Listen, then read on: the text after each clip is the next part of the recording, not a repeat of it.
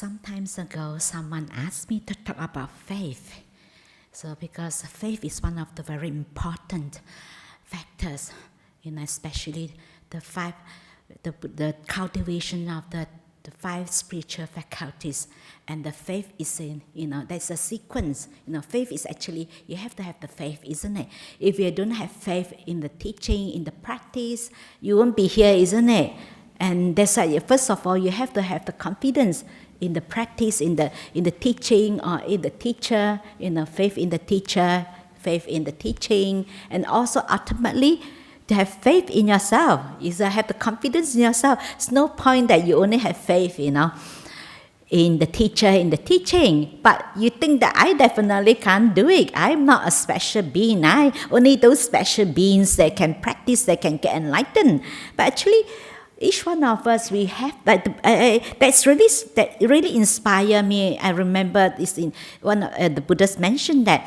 He said that if that the teaching I gave, you put into practice, if you're impossible for you to get enlightened, to free you from suffering, to really relieve, to attain the liberation, so I will not teach you, because there's no point, isn't it? Since I'm going to teach you, you put into practice, it's not going to, you're not going to achieve that. So no point if you don't, if any of us, if you don't have the potential, we don't have that, then actually each one of us, we have the potential. We have the potential to, we actually deep down, we all know, we have the knowing, isn't it? So we need to have the Buddhas here, or, if some, in other faith, like, in other religion, they believe in Jesus Christ. Do you need to have Buddha here, Jesus Christ come and tell you that killing is no good? We all know, isn't it? Deep down, you ask a 3-year-old kid, they know, isn't it? We all have the knowing. We all have the ability. But because of sometimes we overcome by our defilements, by our greed, because we overcome by that, And that's why we all, deep down, we all have that ability. We all have the potential. That's why sometimes people ask me, like, why you bow to the Buddha? It's just a statue. Actually, when we bow to the Buddha, we don't actually bow to the Buddha. It's just like, when we bow to the Buddha, it's just the image is there. It's remind us, someone like Buddha, and we remind us of his quality. Someone is, his wisdom, his compassion, his kindness. It reminds us, Then we bow to, we bow to Buddha. We bow 3 times. The Buddha, to the Dhamma, and also the Sangha. The Sangha is those who, the Buddha's disciples that put into practice there as well. Also attain enlightenment. They also free themselves. And also ultimately also remind ourselves we do have those qualities as like the Buddha. So we are not only, when we bow to the Buddha, we also bowing to ourselves. That's it. So that remind ourselves, sometimes we always think that we are not good enough. That's why it's important that that's the faith, That's why you can see the 5 spiritual faculties, we start with faith. Because when you have the faith, you get inspired. When you get inspired, you have the faith in the teaching. When you hear it's so inspiring. So normally what do? You arouse energy, isn't it? You have energy, isn't it? When you have confidence, when people and those people that have lots of confidence and in the teaching and in the teacher, and also especially in yourself, you have that. How do you feel? You have lots of energy, isn't it? So when you have no energy, do the same old thing every day, have to do the meditation and the same old breath again, nothing changed. Isn't it? Then it's different. You feel, when we have faith, we have that, isn't it? With so much energy, isn't it? When you have faith, it's natural. You see the sequence, When you have faith, you get inspired. That energy, you arouse the energy, and you put into effort. And this kind of effort, like, if not, you're not interested at all, isn't it? That really give you the motivation. That really that give you the motivation and to put in effort, and you arouse that. And then when you have lots of energy, how do you feel normally when you have lots of energy? Your mind, is it down or is it alert? is alert, isn't it? Only when we have no energy, your mind is just so down, no energy, slow and torpor. Then when you have lots of energy, your mind is alert. And then you feel happy. When you have lots of energy, how do you feel? You feel happy, isn't it? So actually energy itself is also happiness, is also energy. Energy is also happiness. And also they have the alertness, you feel alert. And your mind is bright. When you have the energy, you feel bright. The alertness is there. So then when you have that, actually it's helped to develop and strengthen your mindfulness. Your mindfulness, your mind will become very powerful. You're really fully aware. Your mindfulness is very strong. You're fully aware of that. What is mindfulness? Mindfulness is just like a gatekeeper. A gatekeeper, you just be mindful and all your energy is gone into the knowing, just knowing whatever is going to happen. Some people ask me, when you practice a breath meditation, should you follow the breath in and out? Or which do you supposed to focus on? You say focus this point, or you follow the breath. Actually, you just focus on knowing the breath, knowing the in and out breath. It's just like the gatekeeper. The gatekeeper, they stay. So, but the gatekeeper knowing all the guests who ever go in and out. They're fully aware, even whether it's a female or a male, or a young man, or an old man, or a young boy, or a lady, and even they know how they can. They is so fully aware. The knowing is there, all the energy is there, all the energy is gone into the knowing that exactly. They're kind of so powerful. Every detail of every single guest in and out, but. Do you follow as a gatekeeper? When the guests go in, do you follow them? You don't, isn't it? You don't follow, who is this person? You follow in. And then the other person out, you follow, go out. No, you stay. But you're fully aware. But you're not following all your guests. You're just knowing every single guest, all the detail of every single guest. That is the knowing, is that your mind is so powerful, it's so bright, you know every single details of that. So when your mind is so powerful, you have the energy, you'll be able to stay. Then your mind becomes still. Then you're not restless. When your mind becomes really still, then that is where you have the clarity. So imagine if your mind's all over the place and restless, your mind is confused, isn't it? Your mind is you can feel that when you have strong mindfulness. You can feel that sometimes even when you meditate, just one thought arises that moment.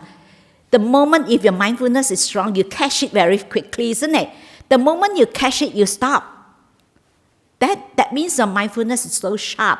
It's just like a sharp knife. It's just cut it off. But when your mindfulness is not sharp, you just do a little bit. You still sometimes, you still suck in a little bit, because we all have the underlying tendency of proliferating. So whatever there is a contact, feeling arises. A feeling arises, then you come to likes and dislike. And that is where the likes and dislike, then you have the craving, you crave to have it, you crave not to have it, And this is how, then very easily that we get sucked in when you're not mindful enough that you entertain. Then we start thinking. That's where thinking, the underlying tendency of proliferation. That is a thinking mind. We will start thinking a lot of things. Sometimes you hear something. A sound is just a sound, but we put a lot of. We can start a whole. You can tell. You can write a book about. The sound that you hear, you add on all the story, There's sometimes people get sucked in easily, and then without knowing that they're sucked in. And there's some people that gone to Siberia without knowing how they get there. Because you're not mindful, But when you're mindful enough, sometimes when you're mindful, even we do chanting, sometimes we know that the mind wander off, but very quickly we catch our mind. Actually, we continue to chant, because the mindfulness is that you're aware of that. It's okay. Even your mind wander off, you're aware that your mind is wander off. but not like get involved, then you become part of the whole story. You become the hero, you become the heroine, You are the main actor, you are in it, This is how, and this, when you have a very strong mind, this is how it's naturally your mind becomes still. Then you become really, that when your mind, then you have the clarity. So because you'll be able to sustain, that's why you need that, faith to arouse the energy. You need to have the energy, the brightness, alertness, the mindfulness, so that you develop your mindfulness is strong enough. Then you'll be able to stay, sustain. You can focus on your meditation object for a long, long time. Then when your mind becomes completely still, then that is where your 5 hindrances been temporarily suppressed. That whatever you see, you're truly perceiving things as they truly are. It's not the conceptual reality. It's you really be able to perceive things as they truly are until your mind is completely still. There's sometimes if you have a bit of more clarity, you'll be able to then you have a little bit of wisdom. So you have this. It's of course this is a training. You don't straight away to develop to have that the big insight. So at least you start with a small wisdom. You have a bit of understanding, and this is your level of understanding. Sometimes as you practice, you start increasing, isn't it? You become wiser and wiser. You have more and more wisdom. The wisdom is come from your clarity. You'll be able to see things. You have more clarity. They say it's important. They say, of course, faith itself, is also have to be careful. If someone only have faith, but then be careful that you have the blind faith. Some people's blind faith, they have so much faith in the teacher. Then they just listen to the teacher what the teacher said. They don't even investigate. They don't even question. That's why we encourage people to question, to inquire. I remember some years ago when I was in Malaysia, then then the organizers, the Dharma talk. After Dharma talk, do you still want to have Q&A? If you don't want to have Q&A, we just finish and that's it, no question to ask. I said, why not?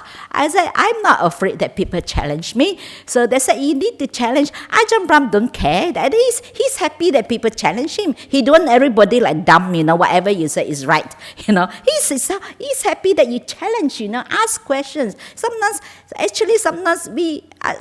Ajahn Brahm come to visit us, the nuns also challenge Ajahn Brahm, We challenge him, I remember one time he came and he said, I have all this experience. I've been with so many. I've been living in the monastery, with all the monks, then have more experience. Then one nun she really had the guts, she really challenged Ajahn Brahm. He said, yes, you've been a monk so many years, you know all the monks, but have you ever been living with a group of women? Female, you never live with a women. You don't understand, like women different, isn't it? We have our different tendency, different defilements, isn't it? But you never lived with a woman before, a group of female before. Then you can't really say that you know better than us, I think, oh, she's really good. But I think sometimes we do, we have to challenge. But sometimes I find that I learn a lot by being challenged. Because when people challenge and ask me questions, sometimes I learn a lot. Because some of the things I even never ever thought of. When people ask me the question, it's interesting. Oh, I never thought of that, That actually will really, sometimes really make me contemplate and reflect on that when people ask me questions. Then I learn. I learn when people challenge me, when people questions me, then make me really think of it. Like last week, I told people that someone come and challenge me. They said that this person go research a different religion. He said, I find that Buddhism is. I hope that you don't get offended. Buddhism is the most confusing religion. I said, you are right. I said, if you be able to just by reading Dharma book, reading the teaching, you can get enlightened.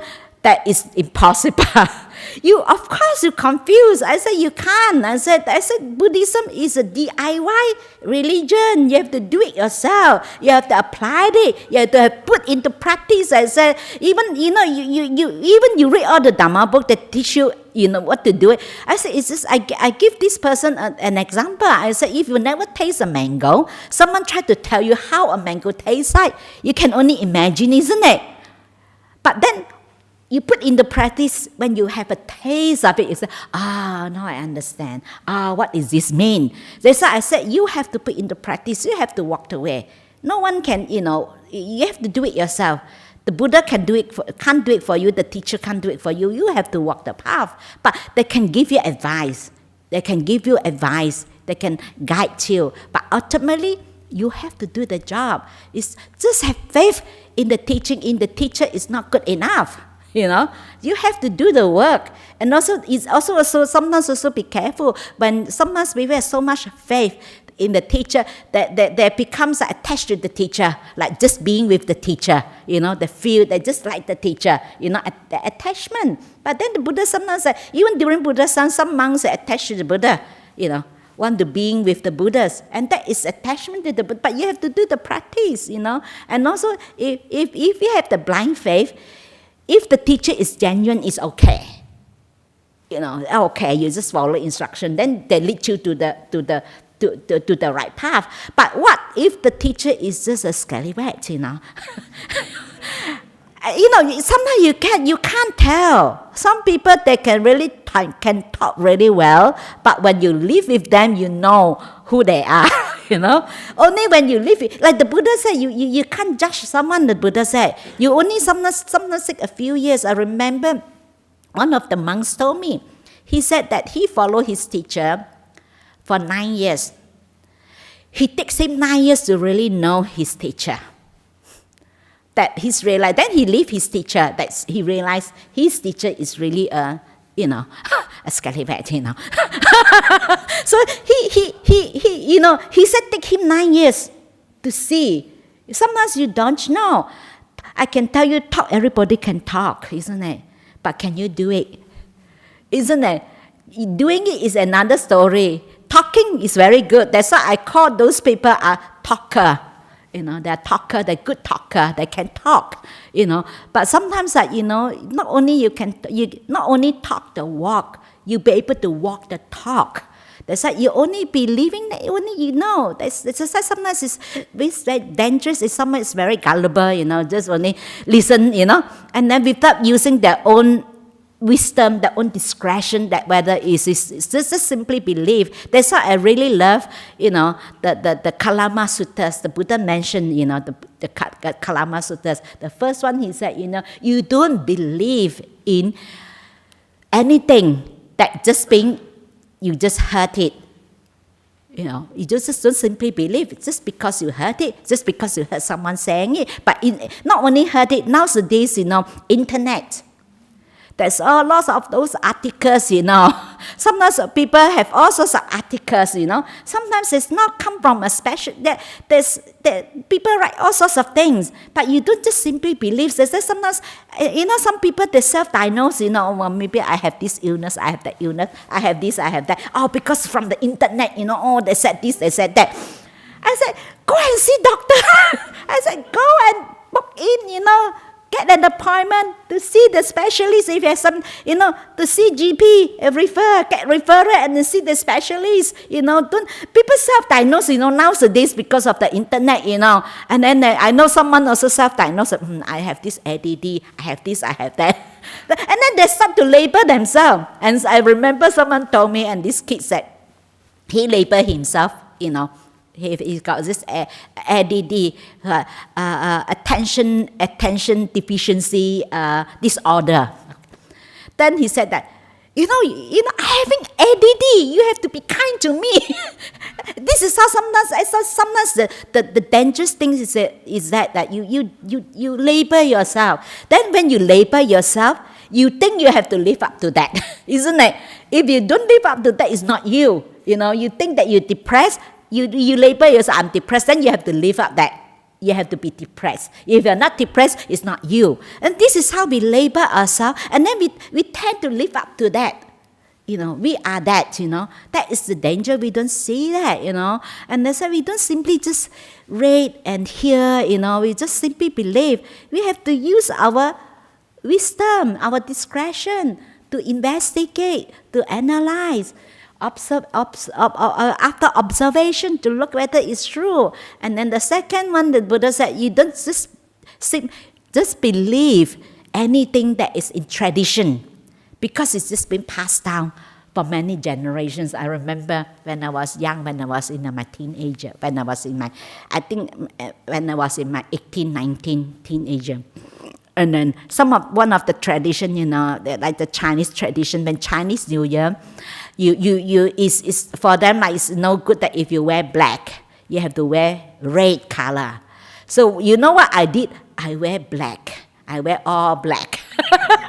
Because I don't believe that. Because to me, I don't believe that. But I just want to challenge myself. If I'm going to do that, what happened to me? Then you're not supposed to wash your hair the first day. Then when you wash your hair, all your good luck gone, Then I wash my hair on the first day. I wear black on the first day.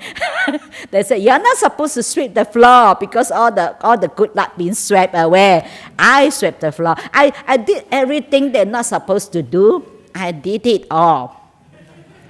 Then I told my mom, nothing happened to me. I said, I don't believe that, It's some of this, because when I ask my mom can't tell, just because this is really what we've been doing. We've been told by our parents, grandparents, great-grandparents, you for New Year days, they don't do that. But I said, I don't believe that. That's why I challenge. So I do everything opposite. Then I told her, you see, nothing happened to me. But sometimes when something happens, we think that actually it's nothing to do with that. But because we believe that, then when we believe that, we think, because I have done this, And that's why sometimes people say that seeing is believing. But actually, it should be believing is seeing. When you believe in something, you see, isn't it? You will create that. You make that happen. You bend towards that. Whatever you believe that this is true, your mind, your perception will bend, towards that. You see what you want to see, And that's why sometimes we just because of the tradition. And then that we just, we have to, maybe it's true, maybe it's not true. That's why I have to do the experiment, That's why I have to do everything opposite. Then I have to try it myself.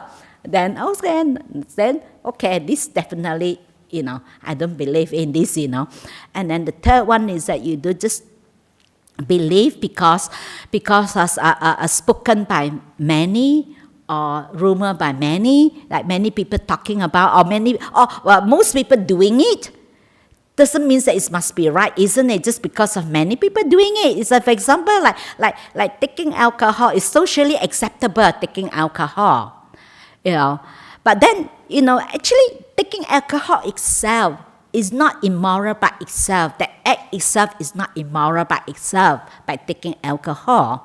But because the influence of the alcohol, sometimes we do stupid things, isn't it? We do all the silly things, isn't it? We're harming others, we're harming ourselves, And that's sometimes we don't know. People say little bit. Sometimes we don't know how little is little, how much is too much, isn't it? The best thing you do, and also it's not good for our health, having too much alcohol. I remember this guy someone told me this guy, one of the nun's friends, and then she told me when she was a layperson. This guy, then because he afraid that when he's got drunk, when he's outside, he do silly things. So then he stay at home so that he drunk, so nobody see him, Then one day he got drunk, and then the next morning he was woke up by the policeman. And then you know why the police? Because when the police go past his house, the gate wide open, the car not locked, and the house door also wide open. But he was so lucky. He was so lucky that nothing happened. Nothing happened. And then his car key is on the desk, on the table, you know, and then a wallet, everything. But luckily, he didn't lose anything, because when the police go past, the police thought that someone broke in. Someone had broke in. Then the police went in and woke him up. But then you see, he think that he's so safe at home. But then he leave everything open. Everything open, and then he was so lucky. Then he said, "Okay, next time I'm not going to do that anymore." You know. Then this is sometimes people argue. Why? You know, people argue that that it's. I mean, it's yes. You know, as long as you're not drunk, you know, you know. But sometimes you don't know when you get. The best thing is you restrain yourself. Because when under the influence of the alcohol, sometimes it confuses your mind. So it's also not. Then you don't have more. That actually is affect your clarity, you know. And then you get addicted to that, you know. When you get addicted to that, and then you know, and then that's why it's also best, you know, that we refrain, we restrain, we don't do it just because yes, it's socially acceptable. But then also we have to use our own discretion and know that is it good for your practice? Is it conducive, you know, to good and benefit? You know, I said you benefit from doing that. You know, at least you know that the Buddha said you have to investigate. You know, and then observe. You know, whether this is the way it will really lead you to freedom, or really give you happiness, or it leads you to more suffering. Then they said not just simply just believe. You know, but we need to investigate and check. Okay, we leave it open. But sometimes people swing from one end. Simply we don't believe, then they simply become like, I just don't believe in anything. No, we just leave it open. Okay, you know, might be true, might be it's not, you know, but we don't know, but we leave it open, we investigate. You see whether it's true, you know. Then also we don't believe in the fourth one, like we don't just because we believe it, because believe anything, the Buddha said, you don't believe anything just because it's been written in the religious book. And we investigate, you know. But even the Buddha said, even you can check me out, you know, whether what I said is true. So you have to put in the practice, you know, you have to do it yourself, and whatever I said, whether it's true. You don't just simply believe just because I said so. You know. So that's why, you know, yes, maybe, you know, maybe even in the Dhamma books, but sometimes sometimes you have lots of faith, because sometimes when I remember one of the suttas that I read, and that is about the Buddhas when before he got enlightened, so he was living in the forest. And then, of course, that time he's still a bodhisattva, so he's had lots of fear. When, you know, then he said, I remember the teaching that teach that when fear arises, that moment, if you are walking, you continue to walk. If you are sit, you continue to sit. If you are lying down, you continue lying down. If you're standing, you continue standing. Then I remember this teaching, and I find that it was so useful, because first time, I'm living in a cave first time, and of course it's just, you know, the cave that I was facing the wall, you know, the cave of the wall. It's just like a platform. It's just very hard, you know, just sleep there. I just lie down there. Of course, because I was really terrified. It was so much fear. And I feel like someone walking towards me, someone standing and looking at me. Then I don't even dare to turn around. Then I use a blanket and cover my head. Then I'm holding my blanket. I was so scared, you know. I was so scared. I was holding like this. Then that moment I remember the suttas the Buddha said, when you have fear, then you just continue, maintain that posture. Then my posture is just holding like this. So I maintain that posture. I'm just holding like this, not moving at all, because this is what the Buddha said, you know. I just holding. Then I was holding. Then I was just be with, he said, just stay with that feelings. So I was staying with that fear. And when the fear hit because the fear is like got more and more fearful, then the moment when the fear hit to the maximum point, when you go to the maximum point, and the fear subside. And the moment the fear subside, I was so peaceful. I was incredibly peaceful and calm and happy. But it just, when you hit the highest point, it just drops, subside. I go through the experience. That actually is really so helpful. And then since then, I'm no longer afraid. I'm no longer having fear of a fear. Because when you have fear, you fear of having fear, isn't it? So each time fear, it's not that I no longer have fear, but each time when fear comes up, because I know, because I have the confidence, I know that I've tried it myself. I put into practice. I know that it's not going to stay. So I just okay, fear is there, okay, fine. Actually, it subsides very quickly. You leave it alone, it subsides very quickly. And then since after that, sometimes, and then after that, when I was in, everybody left, and then they gone to Ajahn Bland's birthday, then I think I'm the only one left behind in the area. Actually, in Vapanarachat, the area that the women stay, actually is an old cemetery. Actually, you can see all the plaque. We are living in itself is a cemetery, the koti that we live, and I'm all by myself. And that day was really, like in tropical country, that's when it's raining, thunderstorm, and that's very simple roof. The roof is just a tin roof, and you can see all the lightnings, coming, and then because because the kuti is very simple, they have they have 3 walls, there are 4 walls. So we coming from the other wall is the door, and then you have 4 walls, and then because they have no windows, so we have to open up one wall, one side of the wall you have to open up. The kuti is just very small. So then even I sleep there, I can feel my leg shower, the rains get in, and then so heavy rains, and I need to go to the toilet. So I have to get up, holding umbrella with all the thunderstorm, It's quite scary, by yourself, go to the go to toilet, and then the toilet itself has no electricity, Then you're holding the torch, Of course, the toilet itself, actually the mirror is facing you.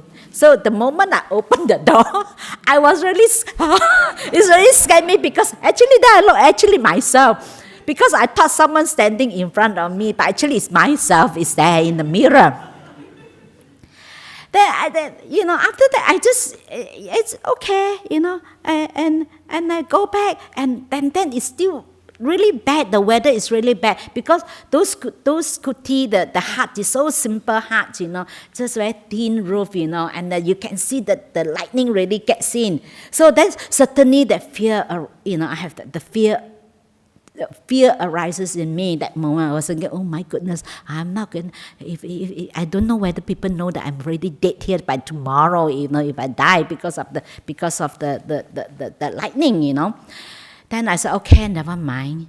If I die, I die. If I can't go anywhere, I can't go anywhere, isn't it? The weather is so bad. I have nowhere to go. I have nowhere to run. So I said, okay, never mind. Okay, if I die, okay, that's it. Then I slept. I slept until next morning. Then I was okay. And actually, because of that experience of that dealing with fear, that's really helped me.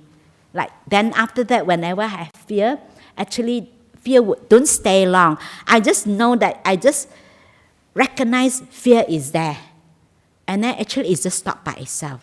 So sometimes it's more that sometimes we reinforce the fear because of the thinking, because when I start thinking about it, then actually nothing, no one. But this is how you think that someone. Then you feel like really someone walking towards you. And then you will interpret that way. It's just that you want to hear what you want to hear, you want to see what you want to see, but actually it's nothing there. And that's really helpful because I really put into practice. It's true, I just don't simply believe it's not that never mind, no harm trying, isn't it? I read that, okay, no harm trying, you see. I didn't lose anything anyway, no harm trying. So I tried, then it's true. Then this is how you have faith, isn't it? Because you really tried it yourself, you put into practice and you have the results, and then you know that since after that, you don't have much fear. I remember. And also after that, when you're really peaceful and calm, actually you're pretty fearless. You don't even think of, never anything that never occurred in your mind. You never think of that. I remember once I was meditating because I need to move to the dormitory because of the need to renovate the kuti. I was sitting there. I was sitting in the room, and I was sitting there, and I feel like people because the kuti itself is that they are like on the wood, and actually if people walking outside, you can feel the vibration that's walking. So I was sitting there, I feel like that vibration, people walking up and down. Then I said, oh, who is coming? Because the one lady staying with me, she went to the meditation hall to meditate, but I was staying behind. Then I said, oh, who is that? But I didn't hear anyone open the door and come in. Then I went up, nothing, nothing. Then I went back, I sit again. Then I still feel that, like, it's because very loud, you can feel that the vibration, of the wood, like the plank, you feel that. Then I go out again, no one. Then I go back and say, I just don't care, don't bother. If you are there, you just do your walking meditation, I do my sitting meditation, okay. We all, And then when I told the lady, they said, oh, if I were you, I already run away. And then the other one Singaporean lady, she was so funny. She said, wow, it's afternoon though. Afternoon also got ghosts. Actually, that time, because I was meditating, I was very peaceful. Then it's just okay. Oh, there's something. No one, okay, I go back and see. But only when I told them, they said, got ghosts, But actually, that moment, I really never thought of that at all. Like, just okay, never mind, go back and see. I don't really have that. Because actually, when you're peaceful and calm, actually, you're pretty fearless. You don't have the fear at all. And they say sometimes then you have to try out. Put into practice, okay, whatever you say, okay, I hear you, but I try, I see whether it's really true what you said. I will investigate, I will put into practice whether what you said is true. So I tried it out, So no harm trying. So, and also the fifth one, that you just don't just believe because of the teacher said so. Because of they are more senior than us. Even people senior than us, if you still can challenge, you still can say, hey, excuse me, it's just like one of the nuns challenged Ajahn Brahm, Even he's more senior. Doesn't mean that we challenge him, doesn't mean that we don't respect him. We do respect him as a teacher, but of course it's good that, we encourage that, the free inquiry, you inquire whether it's true or not, it's okay, we challenge, because sometimes it's also it's good for us, that we not afraid of asking questions, not afraid of, just, to clarify, just okay. And then it's also, sometimes I find it's also useful for the person, that being challenged, then they also learn, I find that I learn it a lot, when people ask me questions, because some people ask very good questions, Sometimes the questions they ask really make you think about it, you reflect on that, good questions, I never thought of that. Like this guy, when he challenged me, then he really made me think when he said that our Buddhism is the most confusing religion, then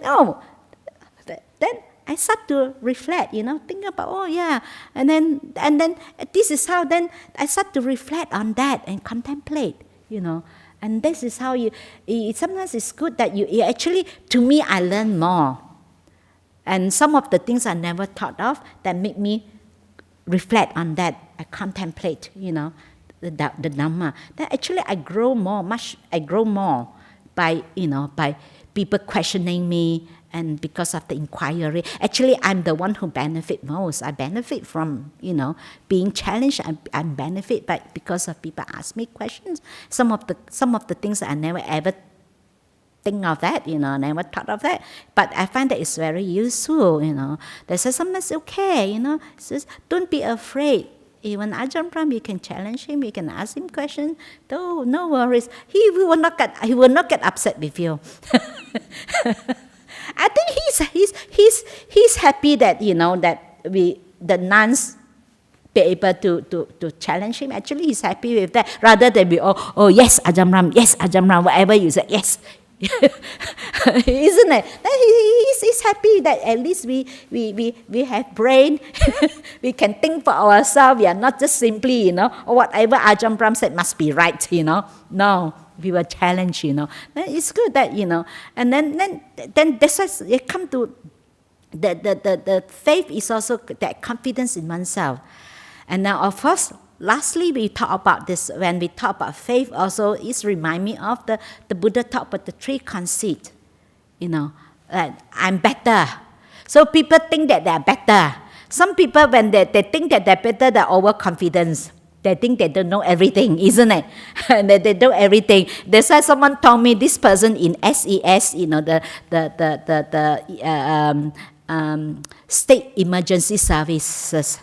He says sometimes that it's for people that overconfidence, they know that they know all. These people is very dangerous because they will go ahead and do things, And that's come from ego. I know better. And then normally people like that, they don't listen. And then they have very strong sense of entitlement. I deserve that. People should serve me. I'm better. I know better. And then the one I'm as good. Then you tend to compare. How come? I'm also as good. Why that person get this? I don't get it. Then you have the jealousy. The jealousy arises. That how come it's not fair. How come I'm also as good? Why the person have this special treatment? I don't have this special treatment. I'm also as good. Then you compare, and then you give rise to jealousy. And the fourth one is I'm worse than anyone. I'm good for nothing. And these people have very low self-esteem. They keep thinking that they're no good, they're not good enough. They're always thinking, I've seen people when they have very low self-esteem, they can't even accept praise. When you praise them, they say, no, not me, no, not me. So that's why next time people praise you, you say, thank you. It's sometimes it's okay. I remember early days, when someone praised me, when I feel happy, then I say, then I'm not humble. I shouldn't feel happy. I shouldn't feel happy. Actually, it's okay that you feel happy. When you hear something that is pleasing to the ears, that is when there is a contact, feeling arises. When you hear something that is pleasing to the ears, is you feel happy. It's natural reaction, isn't it? You don't have to feel guilty that I shouldn't feel happy because then I become big ego. It's no, you just. But yeah, because when you just, okay, I'm happy, you just acknowledge that, okay, because you only acknowledge that the good quality is not that I am so good. You're not, because when someone praises you, you're not thinking that, I'm so good, I'm better than anyone else. You're not thinking in terms of me and mine. You just, okay, you just reflect. Sometimes the Buddhists, wherever you do something good, the Buddha said that, you reflect on the qualities. We reflect on the qualities, but not in terms of me and mine, that I'm so good, I'm better. No, it's just the qualities. So sometimes you reflect on the qualities that inspire you to develop those qualities. You're just happy with that, And this is how. And also that then you don't, then this is how you have you become, when you have this very low self-esteem, you have no confidence at all in doing anything. Everything you will, oh, I'm not good, oh, I'm not going, I can't, unable to do it, I know some people can't even acknowledge that when you praise them. They don't believe that, they don't appreciate themselves, then they don't believe that they're good. Sometimes when someone praises you, you also learn to appreciate yourself. Oh, well done, good job. It's okay if someone praises you, just say thank you. Sometimes very cute. Some we say sometimes we have the children come to our monasteries, and someone says, "Oh, very good, well done, thank you." They're very cute. They say thank you. It's okay. They say thank you. It's okay to feel happy. You just acknowledge how you feel. That's all. But not come from the place that you think that you're better than anyone else. It's just okay. This is how I feel. Just acknowledge how you feel. And just being true to yourself is okay, But because when you people have so low self-esteem, that sometimes they tend to become they like to please other, because to be recognized, Because when those people that they like to please others, it's also come from low self-esteem, because you don't think that you're good enough. You have the tendency of pleasing others. That's why something is important. When you don't have the confidence in yourself, it's very difficult you be able to be successful in anything, because whatever you do, before you do, you think that you're already, I can't do it. That's why it's important. You have to have the confidence in yourself as well, and to really appreciate yourself. It's okay. If someone praises you, okay, thank you, So then the Buddha said, after investigation, after observing, observe how things going, and investigate and analyze, then whatever thing that agrees with reason and conducive to good and benefit, the Buddha said, accept it and live up to it.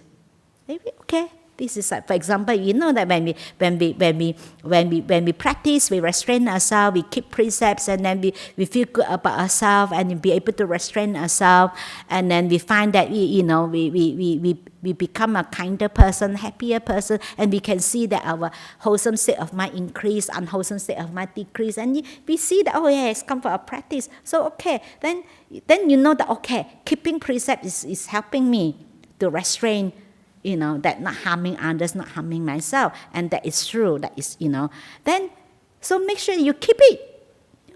Keep the precept, 5 precept, keep it well. Because you yourself, you yourself have benefit. You put into practice, so you restrain yourself, you benefit that. But it's not come from, you do it not because of someone tell you that, keeping precept is good for you. It's not because of someone, I don't want to disappoint my family, they want me to keep 5 precepts, I should keep it. Then, without right understanding, even keeping, being a virtuous person also, you have to have some wisdom, have some understanding, that you be able to see that you benefit from restraining yourself, you benefit from, not harming others, and you feel good about yourself. And then it's not because of someone asked you to do so. So then this way you develop your confidence, and so much confidence, and you inspire, and then you have the energy. It's part of the, this is a very important 5 spiritual faculties. The faith is important, because if you don't have faith at all, have confidence in yourself, you wouldn't put into practice, you would not put in effort, isn't it? So you would not come here, you would not listen to them. Of course, if you after listen to me, you don't have to believe everything I said, then you just you can try it yourself, and you think that it's rubbish, then you put into the bin.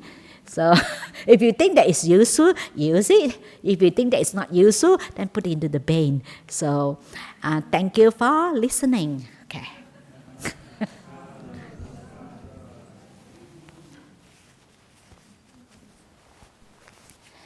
So any questions or comments? Last week I forgotten the questions, and I just said, okay, Karahan, and go. Oh, questions.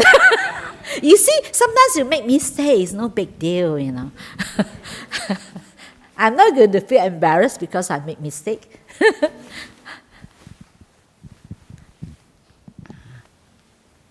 Okay. Oh, what is there? Okay.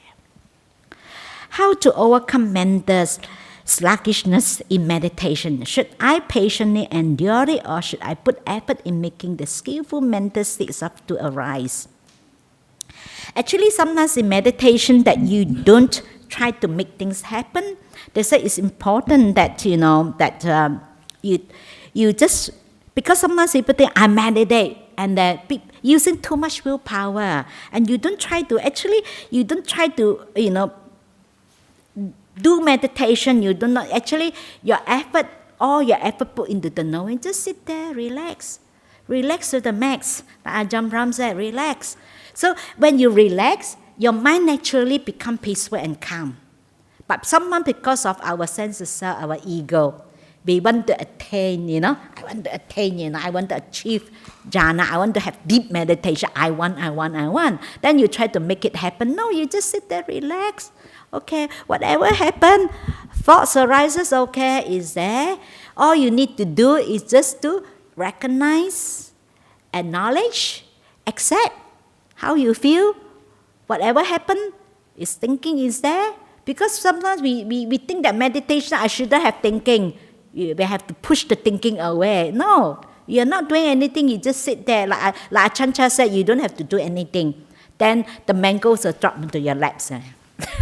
The same thing actually sometimes there's nothing outside us create the waves in our mind. Actually, it's we ourselves who create the waves in our mind. Because sometimes you leave things alone, it's naturally it will calm down. But we get involved so much. We always get involved. Maybe I do this, or maybe I should do, or maybe anapanasati cannot. Oh, I have to do metta. Metta cannot do loving kindness. Loving kindness cannot. I do breath meditation. I do body contemplation. You do it, or you try to do. No, actually you don't do. You just sit there and let things be.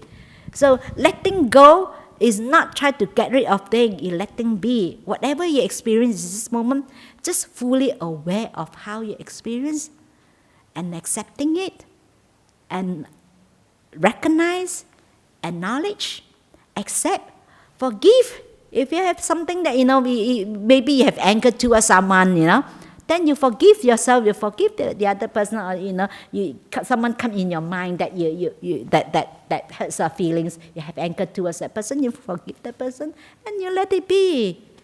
And all you need to do is just sit there. You let it be. It will subside by itself. You don't have to do anything. But I can tell you, it's very difficult not to do anything, isn't it? To do nothing is not easy. To do something is easy because we have the tendency of, things that we don't like, our hand, things that we don't like, we will push it away. Things that we like, we try to grab it, we try to hold on to it. And because we develop that, it's like in a default setting, we are really good at it. We're so good at it. There's like, just stay and let it be is very difficult. Not to get involved is very difficult. Not to get involved in those thoughts, it's very difficult. This is where when you have more, if you have the wisdom, you have the understanding, then you know that, and then especially when you start to develop the confidence, you know that actually you leave it alone, it will stop. Because you have the confidence, because you experience it for yourself. It's the same thing like because I experience it myself, I know that I have the confidence that it's not going to stay. Whatever comes, I just sit there, let it be, and it stops by itself. So then don't get involved. You don't have to put in effort in making the skillful mental states. You can't make that the mental state. You cannot create that. Just whatever arises, whatever things arises, it's not going to stay. It arises and passes away. All phenomena, all emotion, but that actually this you need a lot of the stability of the mind and the calmness, the peace to stay. not to do anything. That is difficult, but of course you have to train your mind. So all you need to do is just leave it alone, it will stop by itself. Yeah, they said the mental sluggishness, the mental down, feeling emotional, physical, and mental exhaustion. Because sometimes you can just, I think one of the things you can do it when you're going through that, you can just do I find it, because many people come back and give me the feedback, they find it very useful. You can just do the breathing exercise, or you go back to just do the body contemplations, just to feel how your body reacts to the emotion. Because normally you feel tight. So when your body feels tight, you just relax your body, just sit there and do relaxation, of your body. Just relax that. Then actually that stops you from the mental proliferation, because very easily we have the tendency of proliferate, start thinking. And that also stops you. Another thing you can do when you have that kind of feelings, emotional or physical or mental exhausted, you just okay. You just sit there, you just do the breathing in. If you feel exhausted, or you feel unpleasant or agitated or whatever, you just breathing in agitation, breathing out peace. This is how that that's it, that you give the imprint, the psychological imprint in your mind that it's okay that I feel this way. It's okay that I feel terrible. It's okay that I feel emotional. It's okay that I feel agitated. It's fine. So then you're breathing out peace. Then you learn to accept that it's okay. You embrace that, breathing in, that unpleasantness, breathing out peace. Breathing out peace, that means we're okay. We learn to make peace with that. And this is also give that psychological imprint in your mind that it's okay. Then this is how you train your mind. Then next time when you have this unpleasantness, it's okay. You have to give some time to train your mind. And then after that you feel slowly you feel better. So you're breathing in that and you're breathing out. Or you do body contemplation, and this will help. And dear Ajahn Hasapanna, could you give some advice on self-discipline with meditation? I find myself stopping everyday meditation practice despite that I saw the incredible benefit and it being pleasurable in the moment. Okay. So self-discipline. Sometimes, actually sometimes it's good that sometimes you need to, sometimes like the Buddha said, you need to sometimes contemplate and reflect. Then you feel inspired. Then when you're inspired, then you will arouse the energy. That's why it's important that sometimes, this is why, they said, the Buddha said one of the important things that we do, that is actually doing reflection and contemplation, actually sometimes it's very useful. And also, because that also reminds us.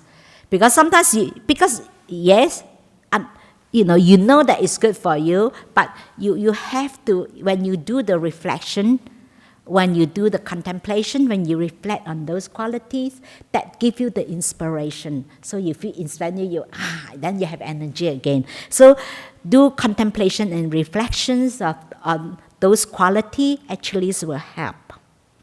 Patrick from Germany, dear Ajahn, how can one negotiate with the family to get time to meditate? I want to sit in silence, but my family says if I meditate, if I meditate correctly, I won't be bothered by noise. Thank you. You're not there yet. First of all, we do need to have the conducive environments to meditate.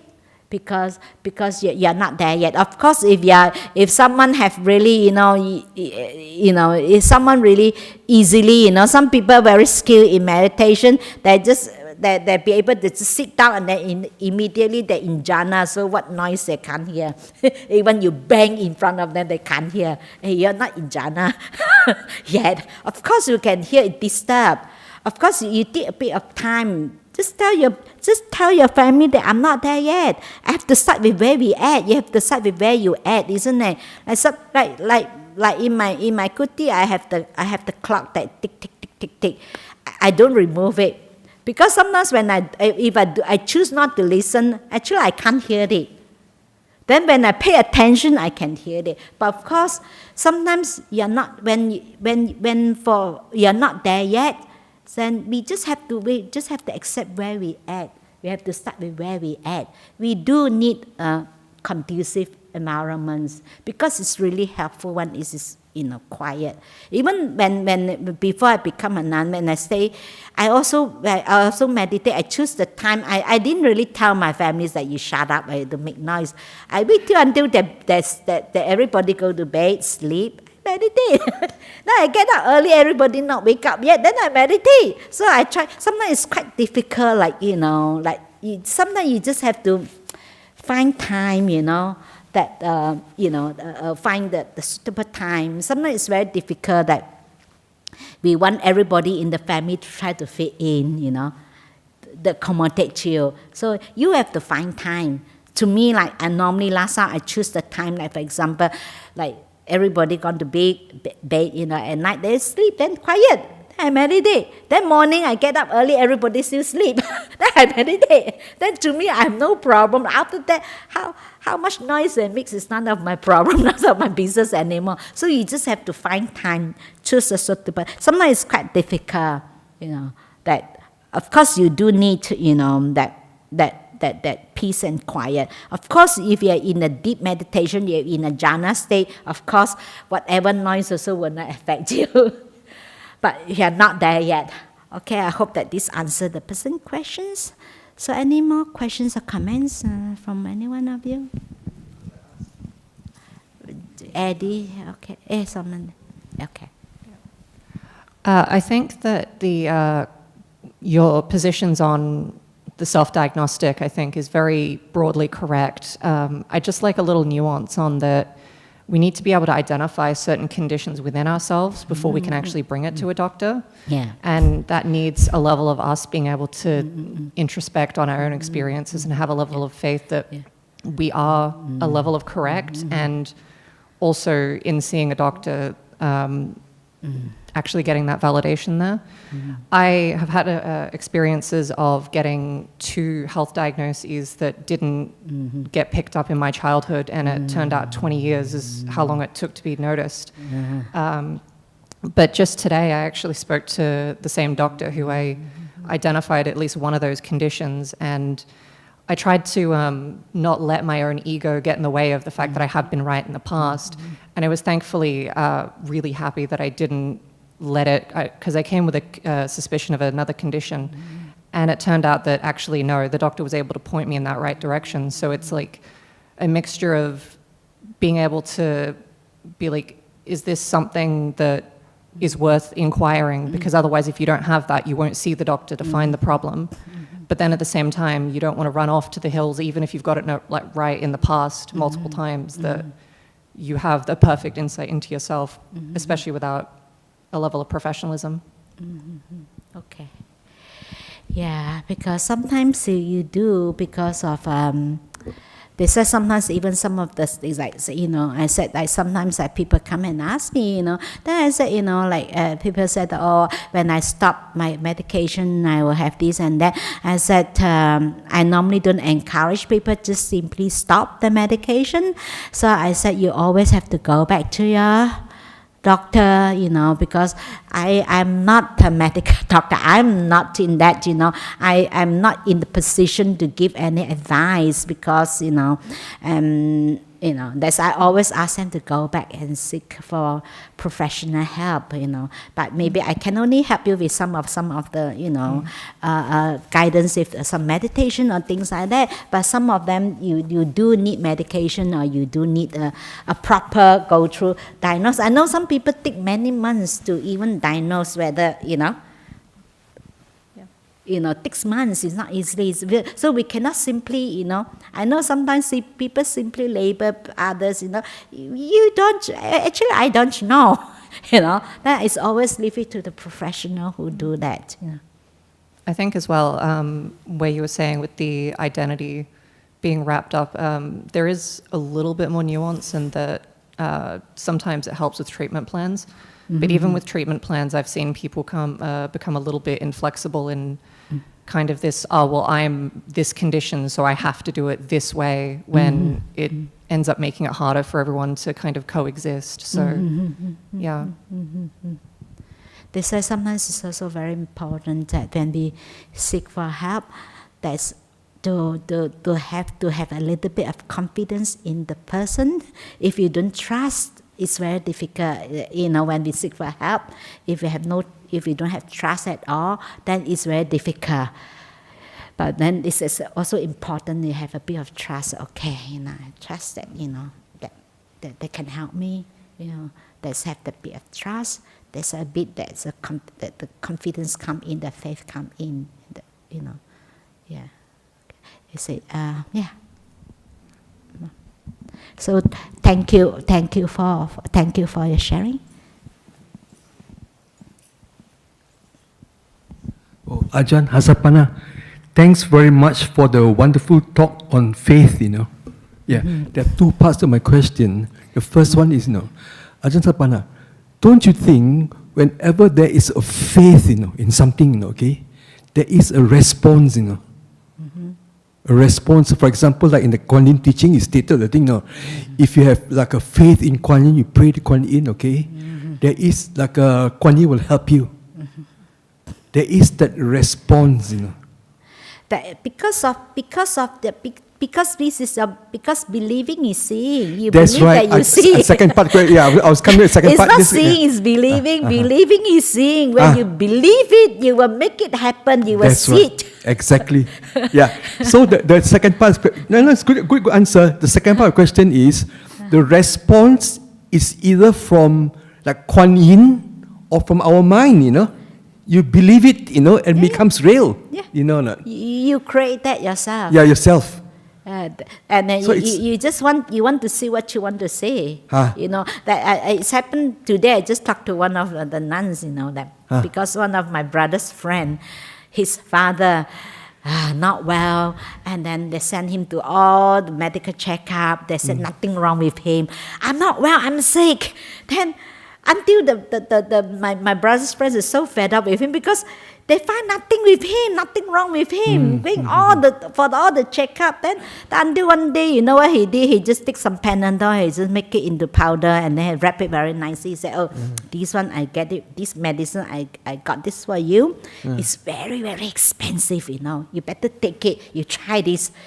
Then after he take it, he said, I'm recovered very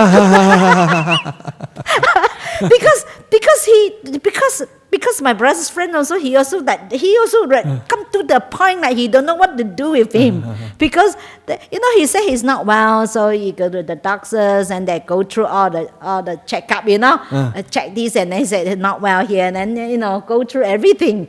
Then they find nothing, But then, how you tell them? You cannot tell them. Hey, maybe it's just it's mentally you feel not well. Actually, not physically, because sometimes mentally you make yourself sick, but you can't tell him. Yeah. So then he have to. Then he gets some Panadol. He just grind it into powder and then wrap it. He said, this is very expensive. I got it.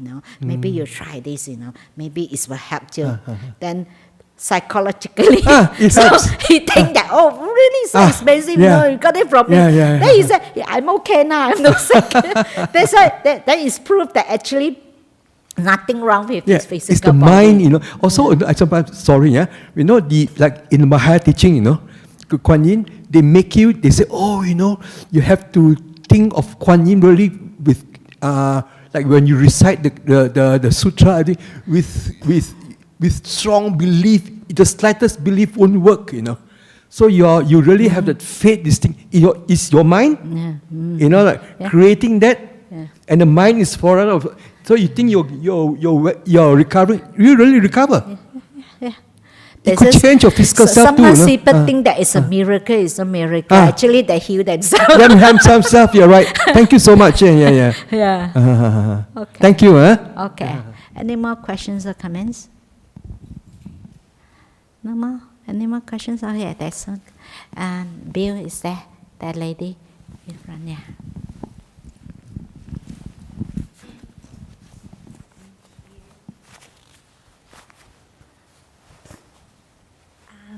I was wondering, any advice on essentially living we talk about having faith, and I think it's easy to have faith in life when things are quite a little bit more predictable and secure, and there's not a lot of uncertainty. But when there is a lot of uncertainty and things are changing, how do we stay kind of grounded?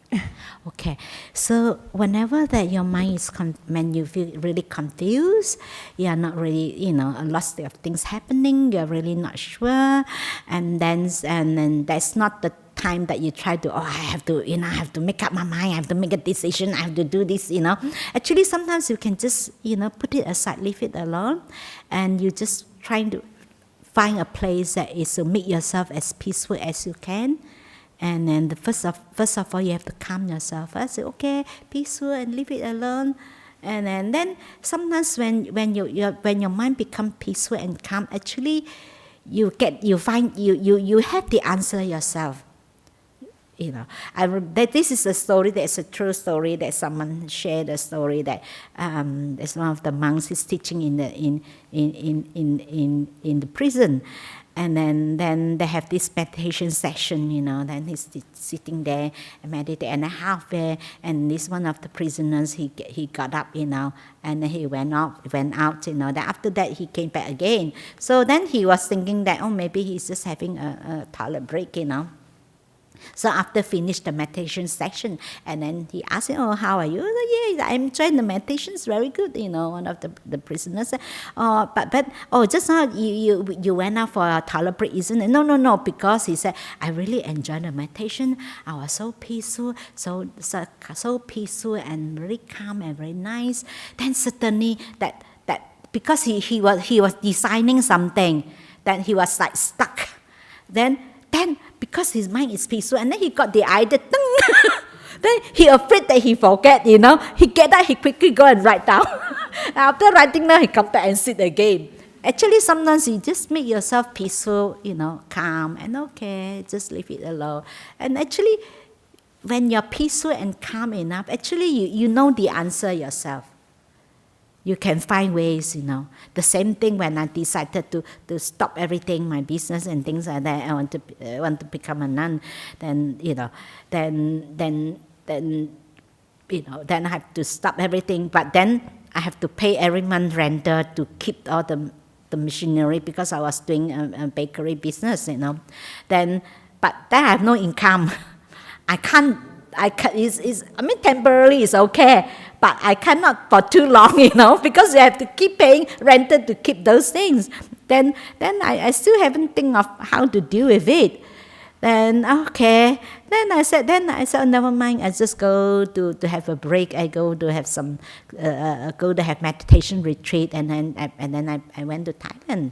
So then when I was planning to go to Thailand, and my family, they're all so upset with me. And then they think that I never come across someone like you. You haven't resolved your problem. You still have your problem there. You can leave everything behind and you go Thailand. I never come across someone like that. Don't you worry? They ask me. Then this is how I answer them. I say, if worry is going to help me to solve my problem, then I worry then. But the problem is, it's not going to help me to solve my problem by worrying about it, isn't it? So I said, I haven't think of how to deal with it yet. I said, I don't know. I don't know the answer yet at this moment. So then, since I don't know, I leave it alone, I put it aside. Then actually, after that, when I go for retreat, when I become peaceful, when my mind become peaceful and calm, actually, the ideas just come out. Things just comes out. So that's like not too worried about. Sometimes people think that I got to get it, done now. I have to get it resolved now. Sometimes you leave it alone. You put it aside. You relax, and you know what to do. So let's answer your questions. It makes sense to you? Yes. Okay. And sometimes because we have that tendency like, I got to sort it out. I got to, I have to have the answer now. Sometimes you really don't have answer. Sometimes I don't have answer. Sometimes also some of the things I don't have the answer. At that moment, sometimes come and ask me things, like, Then I say, okay, you come back to me later. I think about it. Sometimes I don't have to give the answer right now. So I have to think about it. Okay, then a lot of things is like that. We don't have to have the answer right now. You don't have the answer right now. It's fine. You just put it aside, leave it alone. Then afterwards, you know what to do. Okay. Thank you. Okay. Any more questions? Okay. Last one. Okay.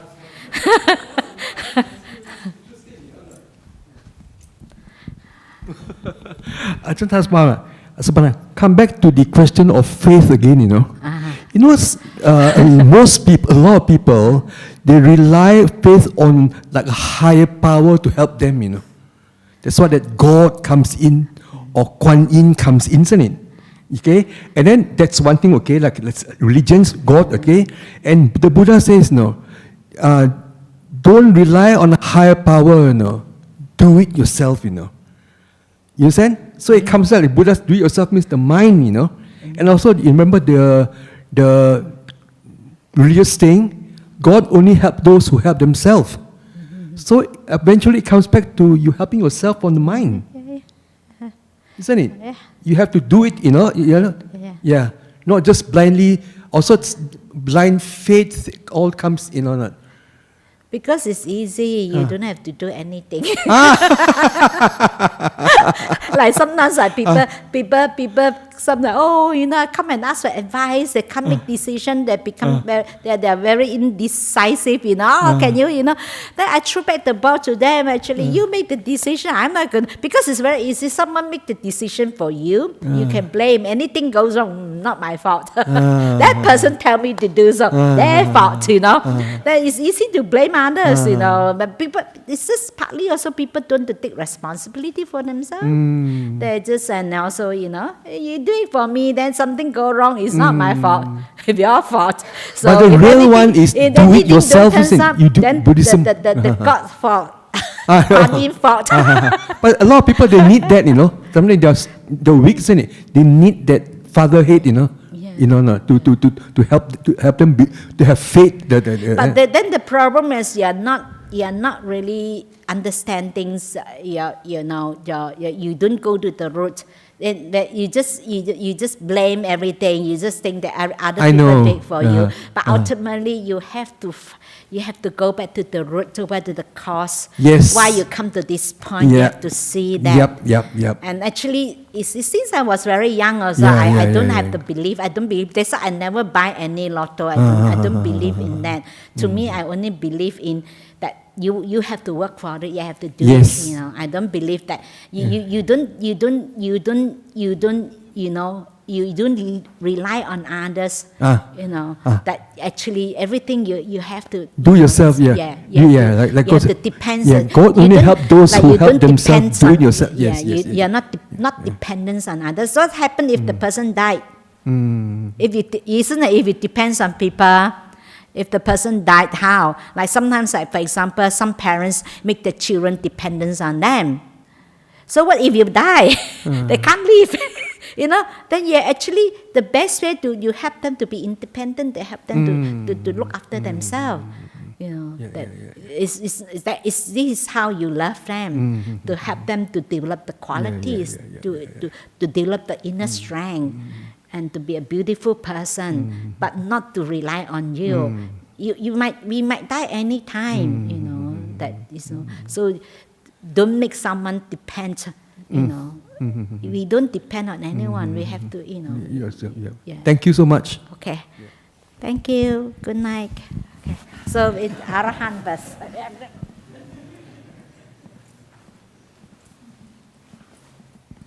Arahant Sama Sambuddho Bhagava Buddhang Bhagavantam Abhivade Swakato Bhagavata Dhammo Dhammang Namasami Supatipanno Bhagavato Sāvaka Sangho Sanghang Namami